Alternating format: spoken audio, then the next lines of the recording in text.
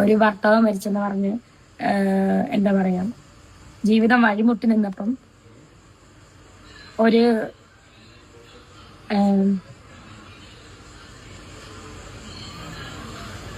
രേണു പറഞ്ഞ ഈ കാര്യങ്ങളെല്ലാം 100% സത്യമാണ്. കാരണം രേണുവിൻ്റെ കുടുംബം മുന്നോട്ട് പോകണമെങ്കിൽ രേണു തന്നെ വർക്ക് ചെയ്യണം.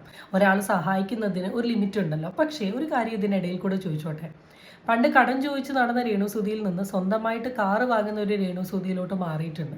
വീടിൻ്റെ ഉള്ളിൽ നിന്ന് രേണുസുതി ഇന്ന് പല രാജ്യങ്ങളിലും പല സ്ഥാപനങ്ങളുടെയും ഇനാഗ്രേഷനും പോയിക്കൊണ്ടിരിക്കുകയാണ്. ഇങ്ങനെ കരഞ്ഞുകൊണ്ട് വന്ന് സംസാരിക്കുന്നതിൽ എന്തെങ്കിലും ഒരു സത്യം ഉണ്ടെന്ന് തോന്നിയിട്ടുണ്ടോ? ഈ സെയിം കാര്യങ്ങൾ ഈ കരച്ചിലും ഈ ഡ്രാമയും മാറ്റി വെച്ച് സംസാരിച്ചിട്ടുണ്ടെങ്കിൽ 100% കറക്റ്റായിരുന്നു, കയ്യൊടിയോടുകൂടി പാസ് ചെയ്യായിരുന്നു. പിന്നെ മക്കൾ എന്ന് പറഞ്ഞ സ്ഥിതിക്ക് കിച്ചുവിന് വേണ്ടി എന്താ ചെയ്യുന്നത് എന്നുള്ള പേഴ്സണൽ കാര്യം അറിയില്ല. കാരണം പഠിപ്പിക്കൽ മുഴുവൻ ഫ്ലവേഴ്സാണ്. അവൻ താമസിക്കുന്നത് മുഴുവൻ കൊല്ലം സുധിയുടെ വീട്ടിലാണ്. രേണു സുധീൻ്റെ വീട്ടിൽ വന്നിട്ടോ നിങ്ങൾ ഒരുമിച്ച് നിന്നോ ഒന്നും നമ്മൾ ഇന്നേ വരെ കണ്ടിട്ടില്ല. മേ ബി ഫോൺ വിളിച്ചിട്ട് കൊടുക്കുന്നുണ്ടാവും.